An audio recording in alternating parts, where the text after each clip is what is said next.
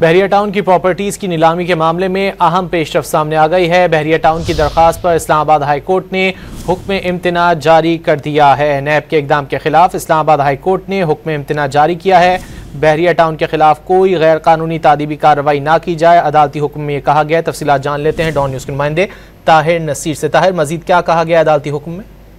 जी देखिए, Islamabad high court में बहरिया town की प्रॉपर्टीज की नीलामी के नैब इकदाम के खिलाफ केस में अहम पेशरफ सामने आई है। बहरिया टाउन की दरखास्त पर इस्लामाबाद हाई कोर्ट ने हुक्म इम्तना जारी कर दिया है। नैब ने आज 12 जून को बहरिया टाउन की प्रॉपर्टीज नीलाम करने का इश्तिहार जारी किया था। इस्लामाबाद हाई कोर्ट ने अपने हुक्मनामे में बहरिया टाउन के खिलाफ कोई भी गैर कानूनी तादीबी कार्रवाई न करने के अहकाम जारी कर दिए। कायम मकाम chief justice Sarfaraz Dogar, justice Mohammad Asif ने बहरिया टाउन की दरखास्त पर हुक्म इम्तना जारी किया है। हुक्मनामे में यह कहा गया है कि अदालत को बताया गया कि बहरिया टाउन एक प्राइवेट लिमिटेड कंपनी है जो कंस्ट्रक्शन के शोबे से मुंसलिक है।